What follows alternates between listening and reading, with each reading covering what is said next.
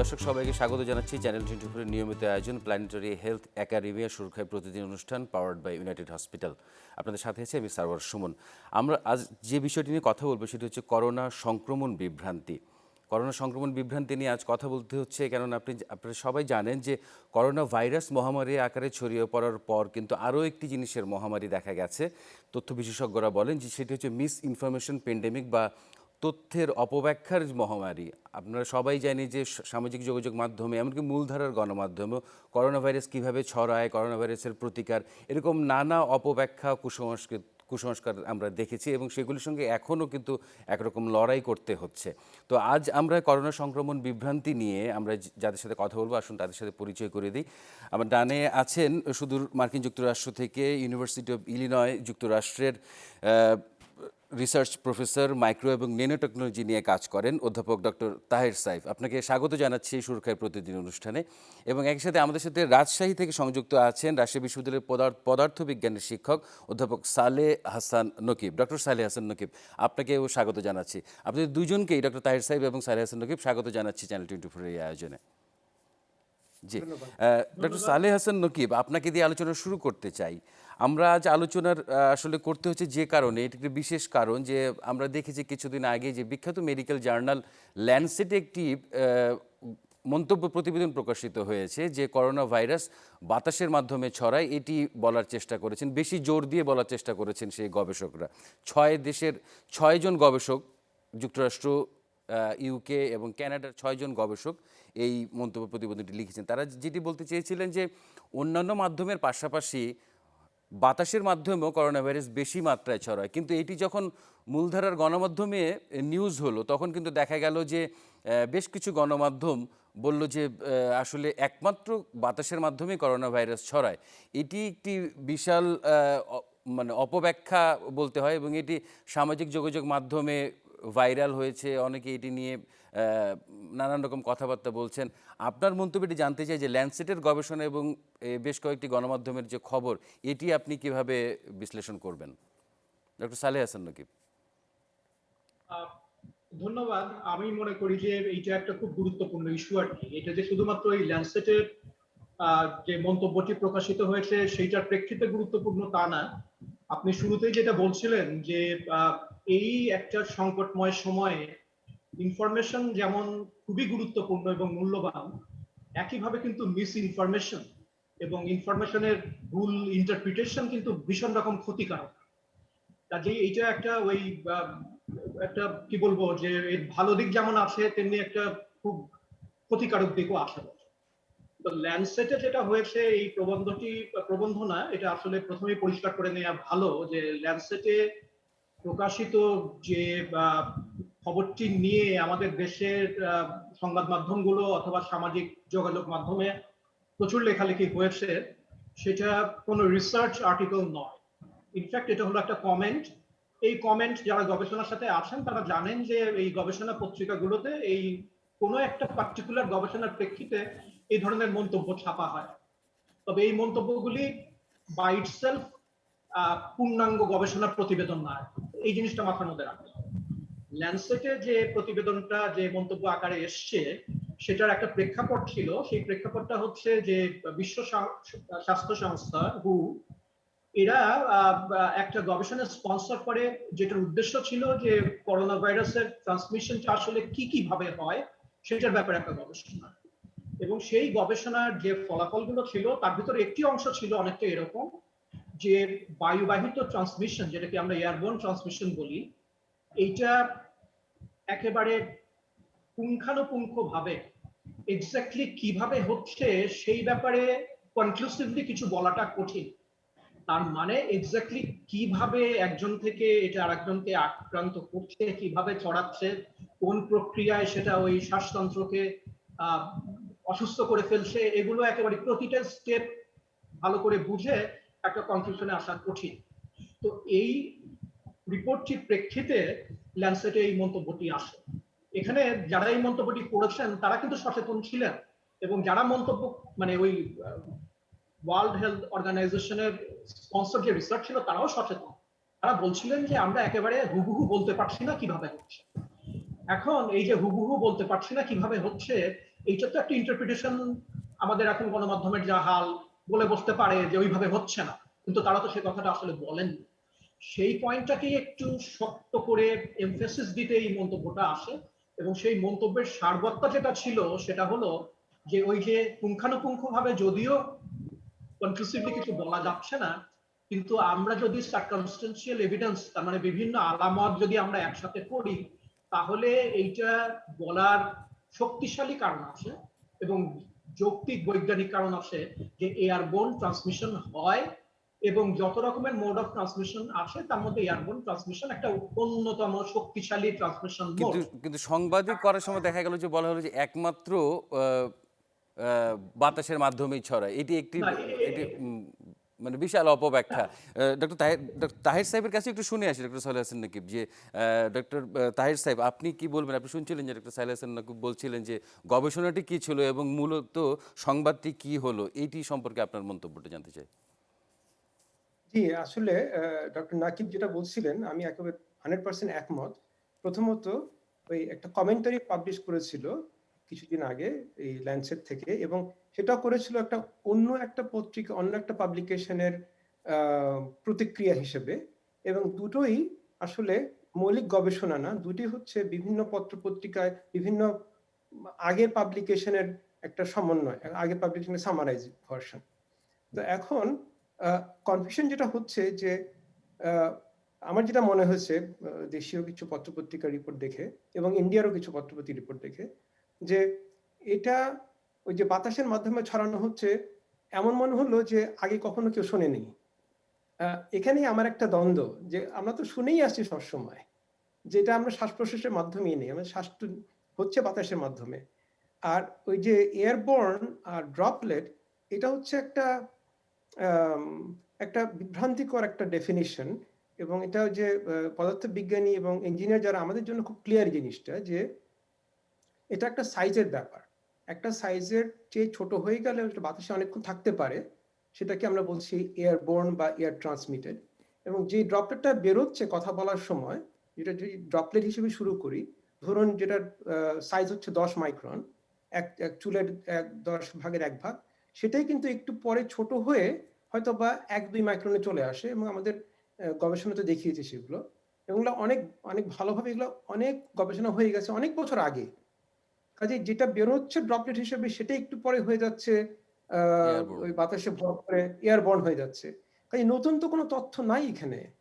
এবং আমাদের এই তথ্য ভিত্তিতে আমাদের নতুন কোনো অ্যাক্টিভিটি করারও কিছু নাই। আমাদের জানলা খুলে আমরা বাতাসটাকে পরিষ্কার রাখবো, এটাই একটা, আগেও যা ছিল এখনই তাই থাকবে। আমাদেরকে মাস্ক পরতে হবে, কারণ বাতাস দিয়েই আমার নাকের ভিতরে ঢুকবে, যেটা ডক্টর নাগিব বলছিলেন। তো আমাদের এটার মধ্যে কোনো বিভ্রান্তিকর কিছু নাই আসলে। যেটা ড্রপলেট হয়ে বেরোচ্ছে সেটা কিছু পড়ে যাবে মাটিতে, কিছু হয়তো ছোট হতে হতে হতে ওই বাষ্পীভূত হওয়ার জন্য ছোট হয়ে ওটা এয়ারবর্ন হয়ে যাবে। তা আমাদের ওই একটু দূরত্ব বজায় রাখতে হবে, জানলা খুলে রাখতে হবে, মাস্ক থাকতে হবে। ডক্টর তাইস সাহেব, আপনার কাছে এই বিষয়গুলি নিয়ে আরো আসবো আমরা। একটু ডক্টর নকিবের কাছে শুনে আসতে যে আপনি যেটি বলছিলেন যে আসলে যে বিভ্রান্তিটি তৈরি হলো, এই বিভ্রান্তির আসলে মানে কি বলা যায়, এটা কি বিভ্রান্তির যে দুশ্চিন্তাগুলো কি, এরকম সংবাদ যদি প্রচার হতে থাকে, আমরা যদি মানে ভুল ব্যাখ্যা করি, তাহলে এর দুশ্চিন্তাগুলো আসলে কোথায় কতদূর গিয়ে ঠেকবে আপনি কি মনে করেন? জি, ধন্যবাদ। আসলে আমি একটু পিছনে ফিরে যেতে চাই যে এই বিভ্রান্তির উৎসটা কি। আমি বলবো যে বিভ্রান্তির উৎস দুটো। বিশেষ করে এটা আমি আমাদের সাংবাদিকতায় যারা আছেন, আমি একটু তাদের উদ্দেশ্যেই বলতে চাই আর কি। প্রথম কথা হচ্ছে যে বাংলাদেশে বিজ্ঞান সাংবাদিকতা আসলে খুব একটা ম্যাচিউর অবস্থায় যে পৌঁছায়। বিজ্ঞান সাংবাদিকতার কিছু নিয়ম কানুন আছে, সেই নিয়ম কানুন গুলো হয়তো যারা সাংবাদিকতায় আছেন তারা সবাই সেইভাবে মেনে চলছেন না। এটা হচ্ছে এক নম্বর। 2 নম্বর, আমার এই মেসেজটা আসলে সবার জন্য। আমরা যারা বিজ্ঞানের ছাত্র বা আমরা যারা বিজ্ঞান নিয়ে কাজ করি আমরা সেটা আমরা জানি, কিন্তু সর্বসাধারণের এই বিষয়টি জানা দরকার। বিজ্ঞানে আমরা প্রায় কখনোই এই কথা বলি না যে শুধুমাত্র এইভাবেই হয়, অথবা শুধুমাত্র মানে শুধুমাত্র এইভাবেই হয়, অথবা ওই মাধ্যমে কখনোই হয়। আমরা শুধুমাত্র এবং কখনোই এ দুটো শব্দ বিজ্ঞানে কিন্তু সহসা ব্যবহার করি না। তার কারণ আমরা যারা থিওরিটিক্যাল স্টাডি করি বা এক্সপেরিমেন্টাল স্টাডি করি, আমরা জানি সেই সমস্ত স্টাডির কিছু সীমাবদ্ধতা, এবং এই সীমাবদ্ধতা আছে বলেই যে কোনো সাংবাদিকতার রিপোর্টে, সেটা প্রিন্ট মিডিয়া বা ইলেকট্রনিক মিডিয়া বা মানে বিজ্ঞানের দোহাই দিয়ে সোশ্যাল মিডিয়া যেখানেই আসুক না কেন, যখনই আপনারা দেখবেন যে কেউ লিখেছে যে শুধুমাত্র এইভাবেই হয় অথবা অন্যান্য ভাবে একেবারেই হয় না, আপনি সন্দেহ করবেন। তার কারণ একজন বিজ্ঞানী এই ভাষায় কথা বলেন, যিনি বিজ্ঞান বোঝেন তিনি এই ভাষায় কথা বলেন না, কারণ তিনি জানেন যে কোথায় কি সীমাবদ্ধতা আছে। প্রতিটা স্টাডির কিছু সীমাবদ্ধতা থাকার কথা। তো এই বিষয়টা কিন্তু আমাদের যারা সর্বসাধারণ, যারা এগুলো দিয়ে প্রভাবিত হন, তাদের মাথার ভিতরে একটু রাখতে হবে যে কেউ যদি বলে বসে যে শুধু এটা করলেই এটা হবে, আপনাকে with a pinch of salt এটা একেবারে সাথে সাথে নিয়ে নেওয়া যাবে না। জি আর জি। ক্ষতি তো ডক্টর তাহির সাহেব এর সাথে কিছু যোগ করবেন কিনা ডক্টর নকিবের সাথে?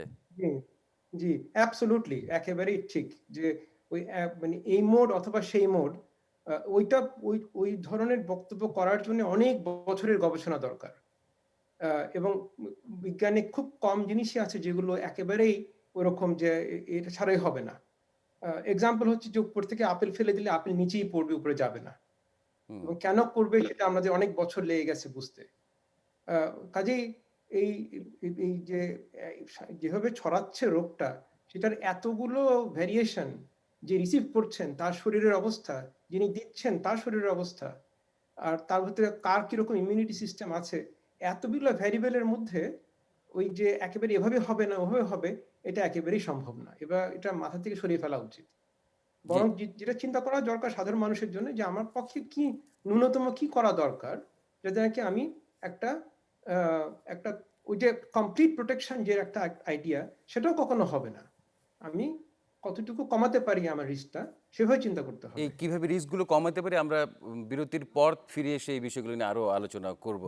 দর্শক, সময় হলো একটি বিরতি থেকে ফিরে এসে করোনা ভাইরাসের সংক্রমণ বিভ্রান্তি নিয়ে আজকের অতিথির সাথে আবারও কথা বলবো।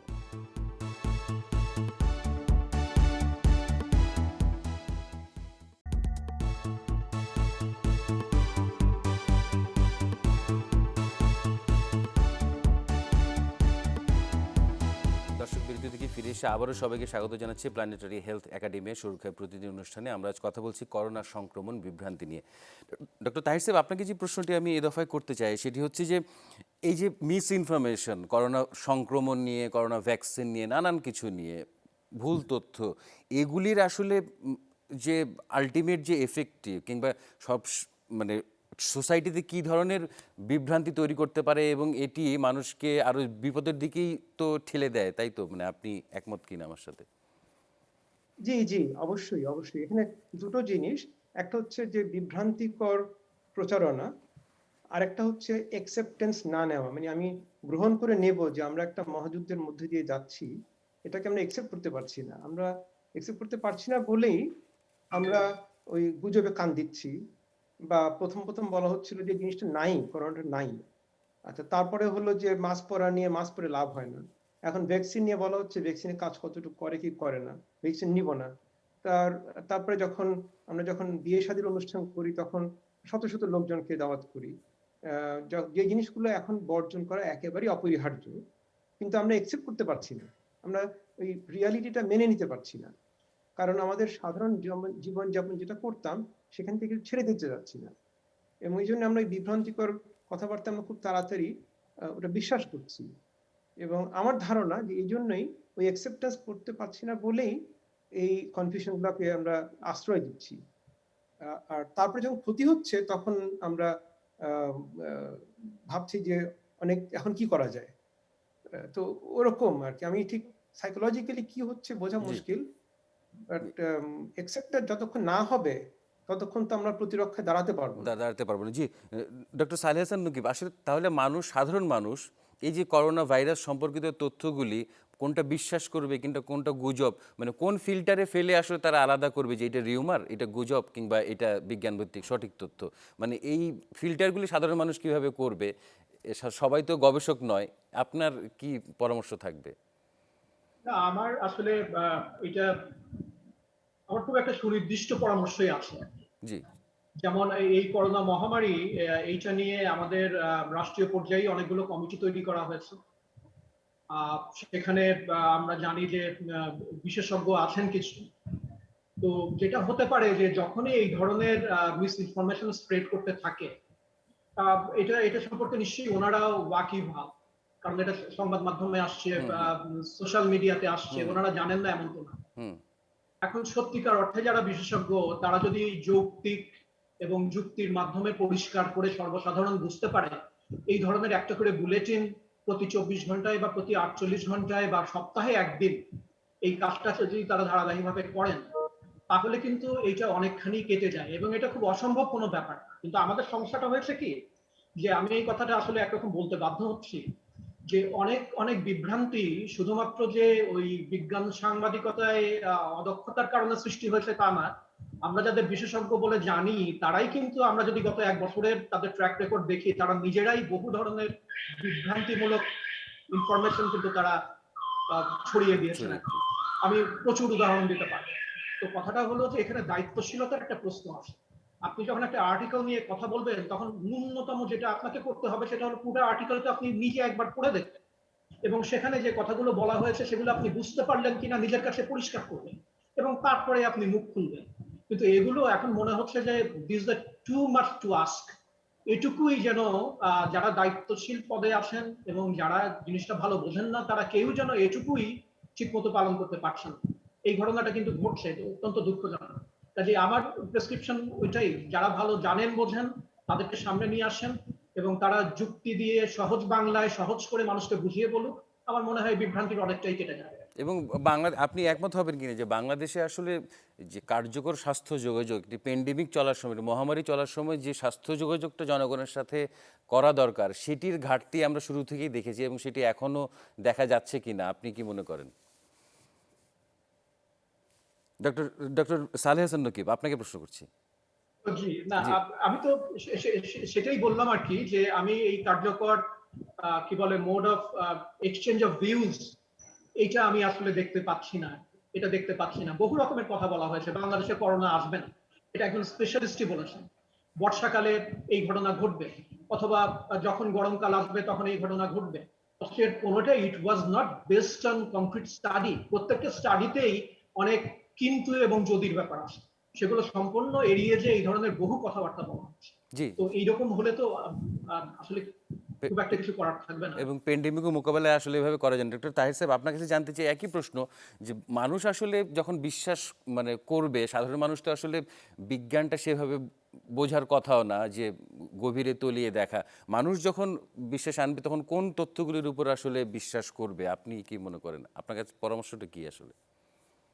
যে আসলে বিজ্ঞানে আসলে যেহেতু প্রত্যেকটা গবেষণায় অনেক বছরের কাজ এবং অনেক এক্সপার্টিস থেকে আসে, সেজন্য আমরাও এক্সপেক্ট করবো না সাধারণ লোকজন, আপনি যেটা বললেন যে বুঝতে পারাটা, দায়িত্বটা কার? দায়িত্বটা কিছুটা পড়ে বিজ্ঞানীদের উপরে, কিছুটা পড়ছে পলিসি মেকার, যারা বিজ্ঞানীদের থেকে কথাটা সাধারণ লোকদের কাছে পৌঁছে দেবে। তো ওই জন্যে এটা আমিও দেখেছি যে অনেক সময় পলিসি মেকাররা হয়তোবা ওনাদের ব্যাকগ্রাউন্ডের জন্যই ওই বৈজ্ঞানিক আর্টিকেলটা পুরোপুরি পড়ে হয়তো ধরতে পারছেন না স্বাভাবিকভাবেই। আমি একটা এক্সাম্পল একটু আগে একটা গ্রুপে দিয়ে আসছিলাম, যে আমি যদি বলি যে আজকে আইনস্টাইনকে একজন রোগীর চিকিৎসা করতে, আইনস্টাইন কিন্তু সেটা করতে পারবেন না, কারণ যত বড় পদার্থবিজ্ঞানী হোক না কেন, ওনার ওই এক্সপার্টিসটা নাই যে একজন ক্যান্সার রোগীকে ঠিক করা। একইভাবে আমি যদি একজন ডাক্তারকে বলি একজন ফিজিক্স একটা এক্সপেরিমেন্টের ইন্টারপ্রিটেশন দেওয়া, ব্যাখ্যা দেওয়া সম্ভব না। আমাদের এই করোনার ক্ষেত্রে এটা হচ্ছে মাল্টি ডিমেনশনাল একটা প্রবলেম। এখানে ওই যে ড্রপলেট গুলো কিভাবে ওই এয়ারবর্ন হচ্ছে, এটা ফিজিক্সের ব্যাপার, ইঞ্জিনিয়ারিং এর ব্যাপার। এটা ইনফ্যাক্ট ফিজিক্স এন্ড ইঞ্জিনিয়ারিং এটা অনেক অনেক বছর ধরে অনেক ভালোভাবে জানা আছে। একজন পলিসি মেকারের পক্ষে কিন্তু ওই ডেপথে যাওয়া সম্ভব না, কিন্তু যেটা দরকার সেটা হচ্ছে যে যারা জানেন এই ব্যাপারটা এবং যেহেতু পাবলিকেশন হয়েছে, তাদের সঙ্গে মিলে একটা খুব সহজ বাংলায়, সহজ ভাষায় এটাকে ব্যাখ্যা দেওয়া। এখন যদি কমিউনিকেশনই না থাকে, যিনি যিনি ফিজিসিস্ট ওনার সঙ্গে আমরা কথাই না বলি, তাহলে কিন্তু এই জিনিসটা পরিষ্কার হবে না। এটা হবে কি, ওই যে কনফিউশন থেকেই যাবে। ওই আইনস্টাইনের ক্যান্সার রোগ ঠিক করার মতো উনি হয়তো কমন সেন্স থেকে করবেন, কারণ ওনার তো অনকোলজি পড়া নাই সারা বছর ধরে। তো আমার মনে হয় যে কনফিউশন যেটা হচ্ছে তার একটা কারণই হচ্ছে যে বিভিন্ন এক্সপার্টিজের যে কন্ট্রিবিউশনটা সেটা ঠিকভাবে হচ্ছে না, তার জন্য এবং সেটা শুধু বাংলাদেশেই না, সেটা সারা পৃথিবীতেই হচ্ছে, আমেরিকা তো তাই হচ্ছে, যে কনফিউশনটা ছড়ানো হচ্ছে বিকজ যে জিনিসটা খুব সহজেই জানা ছিল সেটা হয়তো এক্সপার্টিসের কারণে অন্যজনের সেটা একেবারেই কনফিউশন হয়ে যাচ্ছে। জি, মধ্যখানে সাধারণ কিন্তু লোকজন কিন্তু এটি নিয়ে যে কনফিউশনই থাকুক না কেন, একটি বিষয় নিয়ে কোনো কনফিউশন নেই যে সেটা মাস্ক পরতে হবে। যে ডক্টর সালেহ হাসান নকিব, যে মাস্ক যে পরতে হবে এই বিষয়টি তো আমরা আসলে জনগণকে বারবার বলা হচ্ছে, প্রতিটি ফোনের সময় শোনানো হচ্ছে, টেলিভিশনে, সামাজিক যোগাযোগ, কিন্তু এরপরেও কেউ মাস্কটা পরছে না। এবং এর মাস্ক যে পরছে না এর ভয়াবহ দিকটা তো আমরা আসলে ভারতের দিকে তাকালেই বুঝতে পারি। আপনি আসলে কি বলবেন এই মাস্ক না পরা এবং ভারতের পরিস্থিতি? আহ, আসলে বিষয়টা তো খুব সহজ। কোভিড-19 হলো শ্বাসযন্ত্রের রোগ। আপনার রেসপিরেটরি যে সিস্টেম আছে সেটা আক্রান্ত হয়। আর শ্বাস প্রশ্বাস আমরা কিভাবে নিই এটা তো কাউকে বোঝানোর প্রয়োজন নেই। যেই মাস্ক আপনার ওই ড্রপলেটই বলেন বা অ্যারোসলই বলেন, যেটা প্রফেসর তাহের সাইদ খুব সুন্দর করে বলেছেন আর কি, এই ধরনের ডিস্টিংশনটাও কিছুটা বিপজ্জনক। আপনি যখন শ্বাস প্রশ্বাস যে প্রক্রিয়া চলে, আপনি কথা বলেন, আপনি যখন হাঁচি কাশি দেন, সেখানে যে ড্রপলেট গুলো তৈরি হয় সেগুলো এভাপোরেট করে সাইজ তার ছোট হতে থাকে এবং একটা পর্যায়ে সেটা অ্যারোসলের চেহারা দিতেই পারে, সেটা মাটিতে পড়ে যেতে পারে। অ্যারোসল যেটা মাটি পড়ে যাওয়ার পরেও এই ঘটনা ঘটে, যেটাকে প্রোমাইড ধোয়া। তো তারপরে যে বিষয়টা আসে যে অ্যারোসল যেগুলো আছে, যেগুলো ভেরি স্মল সাইজ পার্টিকুলেটস, আমরা কেউ হয়তো 10 মাইক্রনের কথা বলবো, কেউ 5 মাইক্রনের কথা বলবো, এগুলো তো বাতাসে দীর্ঘ সময় ভেসে থাকতে পারে এবং এর উপরে টেম্পারেচার, হিউমিডিটি এগুলোর এফেক্ট আছে। কাজে বাতাসে যে ভাইরাল লোডটা ভেসে থাকে সেটা আপনি নিঃশ্বাসের মাধ্যমে নিজের ভিতরে ঢুকিয়ে নেন। এটাকে আটকে দেওয়ার যে কোনো প্রক্রিয়া আপনাকে কিছুটা হলেও সুরক্ষা দেয়। এইটা বোঝার জন্য কোনো বিজ্ঞানী হওয়ার প্রয়োজন নেই, এটা একেবারে কমন সেন্স। আপনি বাতাস টানছেন, সেই বাতাসের মধ্যে অ্যারোসল আছে, যেই অ্যারোসলের ভিতরে ভাইরাল লোড থাকতে পারে, এটা আপনি চান না যে আপনার ফুসফুস পর্যন্ত পৌঁছায়, বা এই আপনার গলায় যে শ্বাসতন্ত্রের যে উপাদানগুলো আছে, যে কম্পোনেন্ট গুলো আছে সেই পর্যন্ত পৌঁছায়। এইটাকে আটকানোর জন্য আপনাকে একটা ফিল্টারের ব্যবস্থা করতে হবে। সেটা ওই micron size particle, nano particle কিছুটা হলেও আটকাবে, যেটুকু আটকাবে সেটুকুই আপনার সুরক্ষা। এবং এই ব্যাপারটা নিয়ে কোনো ধরনের বিভ্রান্তির তো কোনো সুযোগই নেই। এবং এটা শুধু ব্যক্তিগত সুরক্ষার প্রশ্ন না, এটা সামাজিক সুরক্ষার প্রশ্ন। আমি যদি আমার আমাকে ভালোবাসি, আমি ঠিকই চাইবো যে আমি নিজে সুস্থ আছি, কিন্তু আমার মাধ্যমে আমার বৃদ্ধ বাবা মা আক্রান্ত হোক। এই যে ন্যূনতম দায়িত্ববোধ, জি, এইটা যদি কারো ভিতরে জাগ্রত করা যায় তাহলে কিন্তু মাস্ক জি, ব্যবহার করবেন। এছাড়া জি, তো তার কোনো উপায় নেই। জি, বুঝতে পেরেছি। আমরা মাস্ক নিয়ে আরো কথা বলবো বিরতি থেকে ফিরে এসে, ডক্টর তাইস সাহেব এবং ডক্টর সালেহ হাসান নকিব। দর্শক, সময় হলো একটি বিরতি থেকে ফিরে এসে আমাদের অতিথির সাথে আবার কথা বলবো। সে পর্যন্ত সঙ্গেই থাকুন।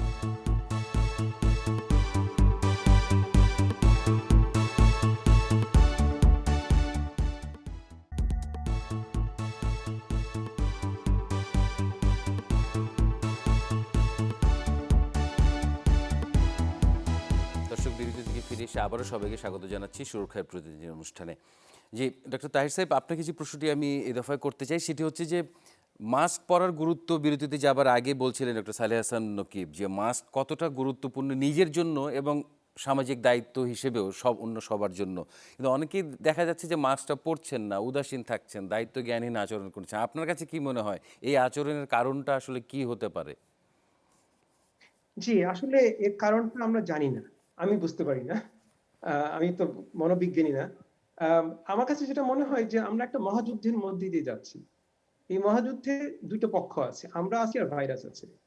এখন আমার দায়িত্ব হচ্ছে আমার নিজেকে বাঁচানো এবং আমার প্রতিবেশীকে, আমার আত্মীয়স্বজনকে বাঁচানো। আমি যদি আমার শরীরে ভাইরাসটাকে ঢুকতে না দেই, তাহলে কিন্তু ভাইরাস বাইরে থাকতে পারে না। ওই ২-৩ ঘন্টার মধ্যেই মারা যায়। তাকে বাড়াতে হলে তাকে আমার শরীরে আশ্রয় নিতে হবে। আমি যদি মাস্কটা না পরি, তার মানে আমি আমার শরীরকে উৎসর্গ করে দিচ্ছি। আমি আমার জীবনকে উৎসর্গ করছি আমার এনিমির কাছে, আমার শত্রুর কাছে। আমার শরীরকে উৎসর্গ করছি, আমার শরীরের ভিতরে আসছে ১০০টাই আসুক বা ১০০০টাই আসুক, সেটাই হয়তো বা কয়েক কোটি হয়ে বের হয়ে যাচ্ছে আমার অন্য কাউকে আমি ইনফেক্ট করার জন্য। তাহলে আমাকে এই মহাযুদ্ধে আমরা কোন পক্ষ নেব? এর চাইতে সহজ সরল কোনো হিসাব তো নাই। মানে আমি যদি গাড়ি ড্রাইভ করি, আমাদের এখানে ধরেন ৬০-৬৫ মাইল বেগে করতে পারি। আমি যদি ওটা ৯০ মাইলে চালাই, তাহলে আমাকে পুলিশ টিকিট দিচ্ছে কেন? বিকজ নট যে আমি অ্যাক্সিডেন্ট করছি, কিন্তু অ্যাক্সিডেন্ট একটা সম্ভাবনা আছে, যাতে আরেকজনের ক্ষতি হতে পারে, আমারও ক্ষতি হতে পারে।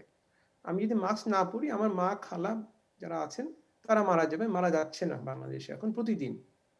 তো আমার যদি অতটুকু দায়িত্ববোধ না থাকে যে আমি নিজের শরীরকে উৎসর্গ করব, আমি আমার বাবা মাকেও মেরে ফেলবো, এর চাইতে সহজ ভাবে বোঝানোর তো উপায় নেই। তবে এখন যেটা মনে হচ্ছে যে ওটাকে ম্যান্ডেটরি করা দরকার। আপনার মানে অনেকেই কঠিন অনেকেই ডক্টর শাস্তি। তাহির সাহেব অনেকেই দেখা যাচ্ছে যে মাস্ক নিয়ে আবার একরকম আরেকটা বিভ্রান্তি দেখা গেছে। আমরা যদি অনুষ্ঠানের শিরোনামে রেখেছি বিভ্রান্তি, অনেকে আবার ডাবল মাস্ক পরা যায় কিনা কিংবা ডাবল ট্রিপল মাস্ক পরছেন, এই জিনিসটি আসলে আপনি কিভাবে ব্যাখ্যা করবেন? এর কি আসলে কোনো কার্যকারিতা আছে? এটা অসম্ভব একটা বিভ্রান্তিকর ব্যাপার। এটা এই যে আমাদের এখানে বলা হয়েছে এবং ডক্টর ফাউচি নিজেই বলেছেন, এবং আমি তখনই ওনাকে লিখেছিলাম যে ডাবল মাস্কটা পরা আর না পরার মধ্যে কোনো পার্থক্য নাই। তার কারণ হচ্ছে ডক্টর নাকিব যেটা বলছিলেন যে আমাদের একটা ফিল্টার করতে হবে। আমি যদি ডাবল ট্রিপল মাস্ক পরি তাহলে আমি ফিল্টার করতে পারি না, কারণ আর শ্বাস নেওয়া যায় না মাস্কের ভিতর দিয়ে, তখন সব শ্বাস বের হয়ে যায় পাশ দিয়ে। আমি যদি মাস্কটা দিয়ে ফিল্টার না করতে পারি, সব শ্বাস যদি বাইরে চলে যায়, ফাঁক দিয়ে চলে যায়, যেহেতু মাস্কটা আর শ্বাস প্রশ্বাস নেওয়ার মতো অবস্থা নাই, অতিরিক্ত ঘন হয়ে গেছে, তাহলে তো মাস্ক না পরলেও হয়। যে বাতাসে যেটা ঘুরে বেড়াচ্ছে, যেটা ডক্টর নাকি বলছিলেন যে বাতাসে আছে, আমি যদি এখন ফিল্টার না করে নেই তাহলে তো আমি মাস্ক না পরলেই হয়। কাজে দুটো ফিল্টার করার তো, দুটো কাপড় দেওয়ার তো কোনো মানে হয় না, এটা তো নিজেকে আরো বিপদে ফেলে দেওয়া। জি। কাজেই একটা মাস্ক যদি ভালো করে পড়তে পারি, ঠিকমতো ফিল্টার করতে পারি, আমার প্রবাবিলিটি কমে যাচ্ছে ইনফেক্ট হওয়ার। আমরা যদি সবাই তাই করি তাহলে আমাদের প্রবাবিলিটি অলমোস্ট 99% কমে যায়। জি। তো ওই দুটো মাস্ক ব্যবহার করে আমি কেউই শ্বাস নিতে পারবো না, এবং শ্বাসটা নিব সব সাইড দিয়ে, ইনফেক্টেড হয়ে যাব, একই কথাই হবে। এটা জি। আরেকটা বিভ্রান্তি। ওখানে আবার বৈজ্ঞানিকদের উপরে একটা দায়িত্বশীলতা চলে আসে, কারণ যারা এটাকে প্রচার করেছিলেন তারা পদার্থবিজ্ঞানীদের সাথে আলাপ করেন নাই, এবং সেটাই আমি ডক্টর ফাউচিকে লিখেছিলাম যে কি কারণে হচ্ছে এটা। জি। জি। ডক্টর সালেহ হাসান নকিব, যে মাস্ক পরার গুরুত্ব, আমরা জানি যে বাংলাদেশের অন্যতম জনসংখ্যার ঘনত্ব এই দেশে, এখানে শারীরিক দূরত্ব মেনটেন করা হয়তো একটু কঠিন হবে, কিন্তু মাস্ক তো পরা যায়। এবং সবচেয়ে ভয়ঙ্কর বিষয় যেটি হচ্ছে, যারা জানেন বিষয়টি মাস্ক না পরার ক্ষতিগুলি, তারাও মাস্ক পরছে না, যারা জানেন না তারা তো পরছেনই না আসলে। এই বিষয়টি আপনি কিভাবে ব্যাখ্যা করেন? আহ, আমি একটু আমি একটা উদাহরণ দেব, এবং এই উদাহরণটা একটু নিষ্ঠুর উদাহরণ, শিওর। কিন্তু আমার মনে হয় যে আহ, আহ, এইটা একটু উপলব্ধি করা প্রয়োজন। আমি বরং আপনাকে একটা প্রশ্ন করি, এই মুহূর্তে কি দিল্লিতে যারা বসবাস করছেন তাদেরকে কি মাস্ক পরার জন্য উৎসাহিত করার প্রয়োজন পড়ছে? না, পড়ছে না। আমরা কি অবশ্যই পড়ছে সেই না। অবস্থার জন্য অপেক্ষা করব মাস্ক পরার আগে? না, আমরা অবশ্যই না। কি আমরা কি আজকে দিল্লিতে যেই পরিস্থিতি, সেই পরিস্থিতি যতক্ষণ ঢাকায় সৃষ্টি না হচ্ছে ততক্ষণ কি ঢাকাবাসী অথবা চট্টগ্রামবাসী অথবা বাংলাদেশের অন্যান্য এলাকার মানুষরা কি মাস্ক মুখে দেবেন না? নাকি যখন এই আমাদের সেখানে চিতার আগুন সারাদিন জ্বলছে, যখন আমাদের গোরস্থানগুলোতে লাইন পড়ে থাকবে, আমরা তখন সচেতন হব এবং মাস্ক আমাদের মুখে লাগাবো? তো এই এই জিনিসগুলো কঠিন বিষয় না। আমাদের নিজেদের একটু ভালো করে বোঝা দরকার যে বিপদটা কোন পর্যায়ে গেলে আমরা সচেতন হব, এবং যদি আল্লাহ না করুন ওই পর্যায়ে যায়, তখন কি আমাদের ভিতরে একটা অপরাধবোধ জাগ্রত হওয়ার কথা না, যে আমাদের হয়তো এটাকে প্রশমিত করার একটা সুযোগ ছিল কিন্তু আমরা সেটা করিনি? তো আমি বরং এই প্রশ্নটি আমার আজকে যারা দর্শক যারা হুম। আছেন আমি তাদের সবার সামনে রাখতে চাই, যে আমরা কি ওই পরিস্থিতির জন্য অপেক্ষা করব, নাকি ওইটাকে কোনোভাবে পাশ কাটিয়ে যাওয়া যায় কিনা সেই চেষ্টা। আর এমনটা কি সবশেষ প্রশ্ন, যে ভারতে বলা হচ্ছে যে ডাবল ভ্যারিয়েন্ট কিংবা ভারতের ভয়ানক অবস্থার সাথে এই ডাবল মিউটেন্টের একটি সংস্পর্শ আছে, কিন্তু বাংলাদেশে কি এই ডাবল মিউটেন্ট নেই, এমনটা কি হতে পারে? কিংবা আছে কি নেই এটা আমরা এখনো কিন্তু সরকারিভাবে জানি না, কেউ বেসরকারিভাবেও জানি না। আপনি কি মনে করেন, খুব সংক্ষেপে? হ্যাঁ, খুবই সংক্ষেপে আমার কথাটা হচ্ছে যে আমরা তিন দিক থেকে ভারত বেশি, এবং ভারতের সাথে আমাদের আমদানি রপ্তানি যাই বলেন না কেন, এবং খুবই ঘনিষ্ঠ এই যোগাযোগগুলো আছে। কাজেই ভারতে যে ভাইরাসের প্রকোপ দেখা যাচ্ছে সেটা বাংলাদেশে থাকার সম্ভাবনা খুবই বেশি। কাজে বাংলাদেশে নেই এ কথাটা বললে এই কথাটা একেবারেই আবারও একটা অপব্যাখ্যা হবে। থাকার সম্ভাবনা অসম্ভব বেশি, এবং যদি না থাকে আমি বলবো যে এটা একটা মিরাকল যদি মিরাকেল। না থাকে। জি। জি, আপনাদের দুইজনকে অসংখ্য ধন্যবাদ আমাদের সাথে অনুষ্ঠানের সময় দেওয়ার জন্য। আশা করছি ভবিষ্যতে নতুন কোনো বিষয় নিয়ে আপনাদের সাথে আবারও কথা হবে। দর্শক, সুরক্ষায় প্রতিদিন অনুষ্ঠান আজ এখানেই শেষ করছি। করোনা ভাইরাস নিয়ে বিভ্রান্তি নিয়ে দূরে থাকুন, মাস্ক পরুন এবং সুস্থ থাকুন। আজ এখানেই শেষ করতে হচ্ছে। সবাই ভালো থাকুন, সুস্থ থাকুন।